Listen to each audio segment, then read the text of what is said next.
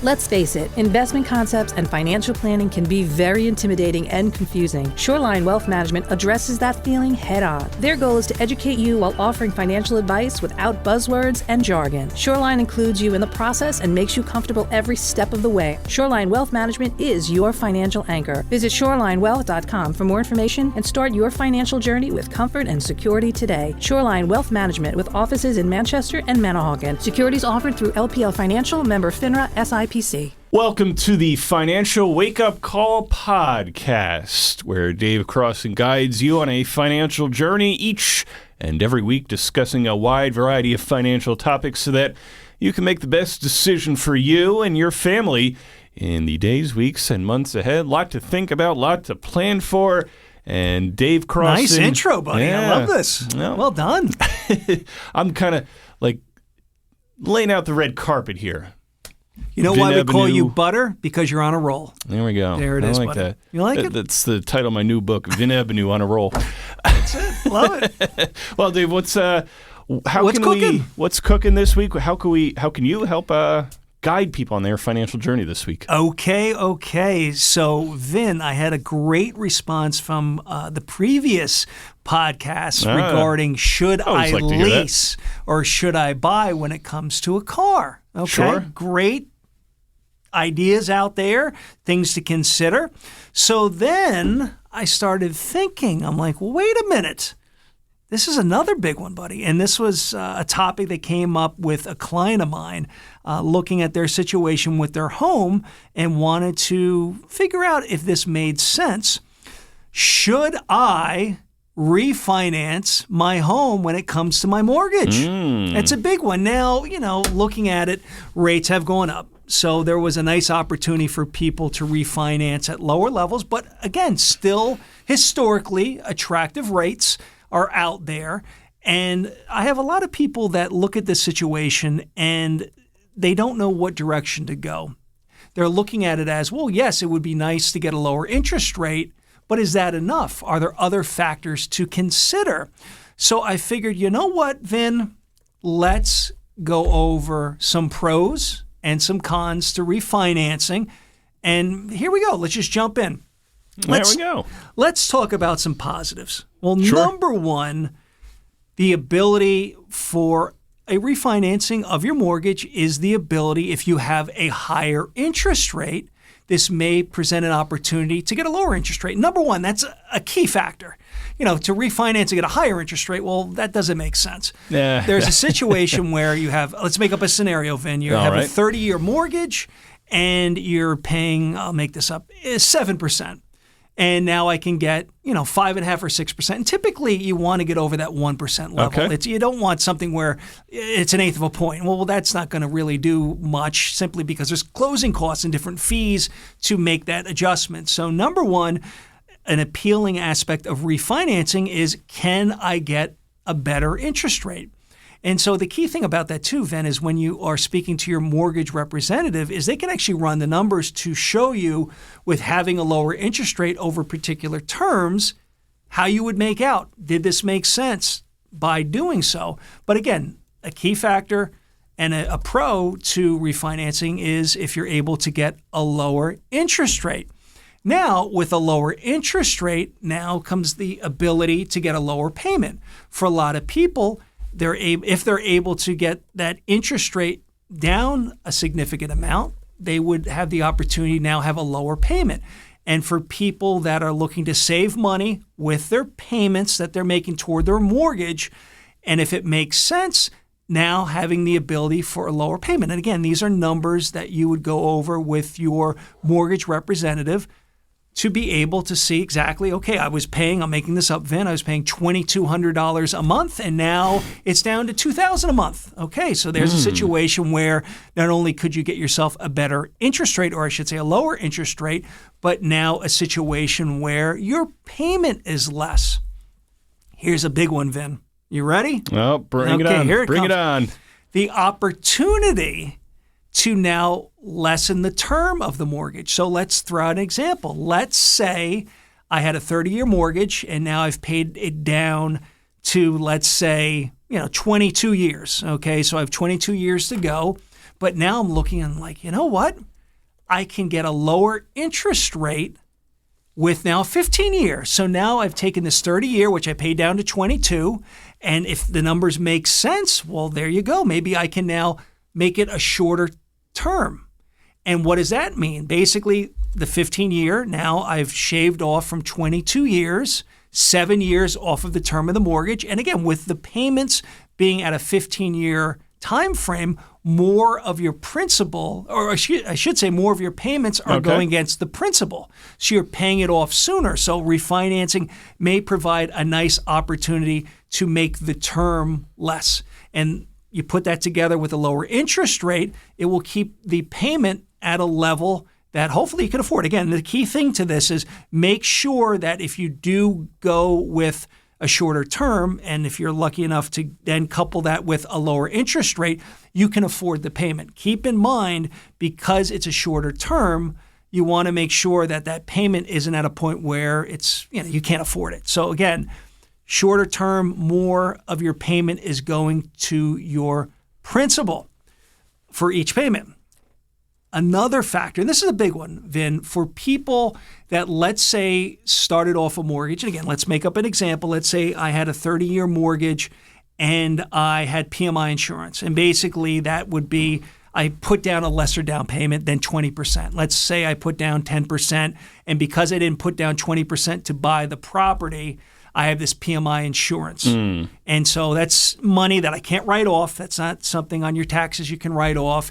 It's added to the payment, to my monthly payment, so it's more expensive. So I'm thinking, well, let me reach out to my mortgage company to see if now, because the market has gone up with housing, and let's say my mortgage, of course, has gone down, it's not as much of a debt simply because I've been paying it for a certain amount of time, that maybe I can get rid of that PMI just by reaching out to the mortgage company. Well, in some situations, depending on your mortgage, you're stuck with that PMI, even though your equity is over the 20%. Gotcha. So that may be an opportunity to say, you know what, the way I have my mortgage set up, unfortunately, even though I have more than 20% now in equity, I still can't get rid of that PMI insurance. So by refinancing now, because the amount that you're borrowing and the amount of the home is more, you now have more than 20% equity, it would then enable you to get rid of that PMI. That may be another reason to take a good look at refinancing to get rid of that PMI if you can't simply get rid of it for having more than 20% equity in the home with the mortgage that you currently have. Now, Vin, we have to shift gears. Oh, boy. Those were some positives to refinancing. No, not the negative Things train. to consider on the positive refinancing items that we're talking about here. But we have to look at the other side of it. Right. And number one, and this is so important, with refinancing, there are costs. And when I say costs, there are costs to go from the mortgage that you have to now the new mortgage. And so what I say to people is we need to look at how long it's going to take with these new costs that you're going to have to pay for the refinancing to pay that down. So in other words, does it take you 3 years with these additional costs at refinancing for then it to make sense? And so what I say to people is, okay, how long do you think you'll be in the home? If somebody's like, well, I'll probably be there a couple years. Well, let's think about that. Does it make sense to refinance? If the numbers say that what you're paying to refinance, you're not going to be able to get that money back, so to speak, prior to 3 years, well, no, then it didn't make sense. You're thinking, well, hey, David, I'm getting a lower interest rate. I'm shortening the term of the mortgage. Well, that all sounds good. I'm getting rid of that PMI. But wait a minute. If you're telling me you're probably going to sell the home in a couple years, then it doesn't make sense to go through the whole refinancing, go through the costs that it takes, the expense of refinancing, if it's going to take at least a couple, 2-3 years to recoup that money. So what's nice about having a conversation with a mortgage representative is they can run those numbers for you to say, okay, because of the costs that you're going to pay for this new mortgage, it's going to take you X amount of time for you to be positive. And again, looking at it, if that time frame does not match up with the amount of time that you think you'll be in the home, well, right off the bat, I'd say, you know what? It wouldn't make sense to go ahead with that refinance. Here's the other thing too, Vin. Okay. And I see this too many times where, let's say I had a 30-year mortgage. Right. Now I've paid it down to 22 years, so I have 22 years to go. And now somebody's like, Dave, great news. I got a lower interest rate. I've got lower payments. Nice. But the hiccup is it's now back to a 30-year mortgage. Oh. Exactly. So I say, well, hold on a second. I like the fact you got a lower interest rate. Sure. I'm very excited about that. I like that your payment is lower. That's a good thing. But now you've added 8 years to the term. So now we got to do the numbers and say, hey, over that time period, did that actually make sense? And in a lot of cases, they're looking at the payment and they're so into, okay, what am I paying? Oh, it's a lesser amount. I can afford it. And they jump on it. And they're being positioned to only look at what they're paying and not really looking at what it's costing. Time frame wise, cost of actually doing the refinancing. So what I always say to people is we got to get under the hood. We got to look at the numbers. And if you're telling me, yes, you were able to get a lower payment, a lower interest rate, but you've extended the term out 8 years, those numbers most likely won't work. And again, keep in mind, we got to also take another look at how long you're going to be in the home and does it make sense to go through the process and the expense of doing this refinancing. The other thing, too, I just wanted to bring up, too, is some people are like, well, David, I can refinance and get cash out of the home for different needs that they may have and I'll make up a scenario because the home has increased in value. Let's say they have a $100,000 mortgage. And they're like, well, David, great news. I can now go ahead and, bring that up to $150,000 mortgage. And, my payment is a certain amount, similar or less. I have a better interest rate. But then you're going through the costs that are associated with the closing. Again, will you be in the home long enough for this to make sense? And number two, maybe it would have made sense to just do a home equity, not going through that expense, having a home equity that you can borrow additional equity from the home without having to go through the whole refinancing process and the expense that's with it. Again, that needs to be evaluated. What are the terms with the mortgage that you'd be refinancing, and would it have been a cheaper option to just have a home equity on the property to be able to access profits, or I should say additional equity that has been built up in the home. And we've seen this housing market where homes have really increased, different ways to tap into that equity. Here's another thought, Vin. And for a lot of people, they're like, well, hey, David, I like the fact that, I'm taking my mortgage down to a 15-year. That's appealing. I had a 30, I've paid it down to 22, and now I'm able to refinance and get a 15-year. We have the conversation like, hey, I'm getting a lower interest rate, but the payment is so much more. Either they're going to have trouble making the payments, affording what the additional amount is. Here's a little trick. Okay. Consider this, Vin. Uh-huh. For a 30-year mortgage, if you make an extra payment a year, one extra payment. So you have 12 payments, and whatever that extra payment is, let's make up a number. Let's say it's $2,000 a month, but you take that 13th payment and you pay it against the principal. Okay? And there's ways to do it biweekly, monthly, whatever. Gotcha. Or I should say annually, or make payments more frequently. There's other ways you can attack it. Okay. But you could shave off on a 30-year close to 7 years. Oh, wow. So again, there's other ways to accomplish lessening the term or the amount of time that you're going to spend on this home to completely pay it off that you wouldn't have to necessarily refinance. So I just want to put that out there. These are points to consider. Don't get so caught up in I have a lesser payment and lose track of, did I extend the term? Did it make sense? And am I going to be leaving during a time period where these additional costs I wouldn't have paid off? Right. The numbers don't work. So I wanted to bring this up because for a lot of people, they are considering it. Does it make sense? What I always say to people, what are you trying to accomplish? In other words, what's the goal here? How long will you be in the home? What are you trying to do? Maybe there's other ways to accomplish the same thing. Like I mentioned with making that extra payment on your existing 30-year mortgage, you really shave a good amount of years off that, or does it make sense that you have a very high interest rate and refinancing would make sense. You're going to be in the home for a good amount of time, that the numbers work. So want to put it out there. But the key thing is with any mortgage representative, they can really run these numbers and you can actually see, hey, if I do this, what's it going to look like? If I refinance or I make an extra payment, you'll see those numbers. And with that information, you can make a good decision. Things to consider, factors involved. Should I refinance or should I leave it alone? I just wanted to bring that up. I felt it was so important. Yeah, definitely. Because, you know what, we talked about, should I lease or should I buy with a car? That's important information for a car. Absolutely. But you know what? For a home, does it make sense to keep with what you have with your existing mortgage? Or does it make sense to refinance? Consider these options. And do they make sense? You got to. Or should you leave it alone? That is the There question. it is. Or make an extra payment. Less than that time frame for that mortgage. Great topics. Yeah, a lot of important information to digest, important questions to ask, and people are thinking along these lines, and or if not, maybe it's kind of opening their eyes to different options, different things that they should consider to do. We've talked different times in the podcast or even on the show just about different things to consider depending on their unique situation. I like that you said that everybody's unique. Everybody has their own situation. Right. So for you to go in the bank and everybody should refinance or whatever, because you go into your local bank and, they'll have the rates and you're like, oh, wow, that's a lot less than I'm paying. You really want to do your homework and lean on a mortgage representative that really goes over the numbers with you. Exactly. There it is.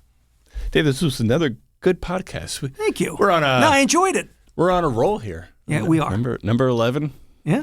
And don't forget, if you need to catch up Please do. anytime on the podcast, you know where to find them, of course, and then share it with your family and friends. And of course, you're going on a nice road trip there. Just crank up the podcast. 1 through 11 here. Just go, one after the other. And then all of a sudden, you'll be on a nice financial journey. It'd be kind of like, turning on that favorite CD. And I'll give you my contact information if anybody, of course, wants to reach out to me with a different topic and idea. There you go. Where do I get the ideas? From different people that I speak to, clients that I have, people that listen to the radio show that we have, Vin, and of course the podcast that we're doing. The ideas are out there. Give them to me. Let's talk about them. Yeah, and let's absolutely get that in a future podcast. Right. So so for people who want to talk about anything that you've mentioned on any of the podcasts so far, Dave, or any other questions that they have, or maybe they're in a particular situation where they feel somebody else would benefit from it, how can they get in touch with you at Shoreline Wealth Management to talk about this and more? Excellent. Okay, phone number. Let's start with that. Yeah. 732-902-7880. Of course, visit us at shorelinewealth.com. There it is. And we have offices in lovely Manchester and Manahawkin. Drive.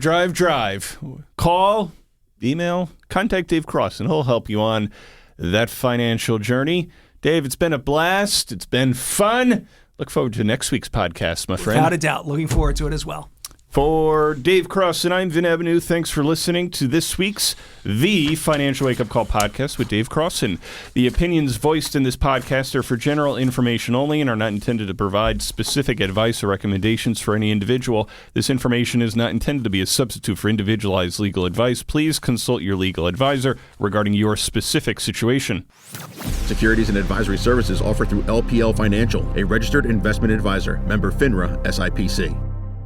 Whether you are in the early stages of investing, getting ready to retire, or planning your estate, you need a financial planner who will guide you on a clear path with honesty and transparency. Shoreline Wealth Management provides clarity through the complexity. Shoreline's system is straightforward. They will understand your financial circumstances, identify goals, analyze current plans, and customize a path to position you to reach your goals. Shoreline Wealth Management is your financial anchor. Visit shorelinewealth.com for more information today. Shorelinewealth.com. Securities offered through LPL Financial, member FINRA, FINRA SIPC. Let's face it, investment concepts and financial planning can be very intimidating and confusing. Shoreline Wealth Management addresses that feeling head on. Their goal is to educate you while offering financial advice without buzzwords and jargon. Shoreline includes you in the process and makes you comfortable every step of the way. Shoreline Wealth Management is your financial anchor. Visit shorelinewealth.com for more information and start your financial journey with comfort and security today. Shoreline Wealth Management with offices in Manchester and Manahawkin. Securities offered through LPL Financial, member FINRA SIPC.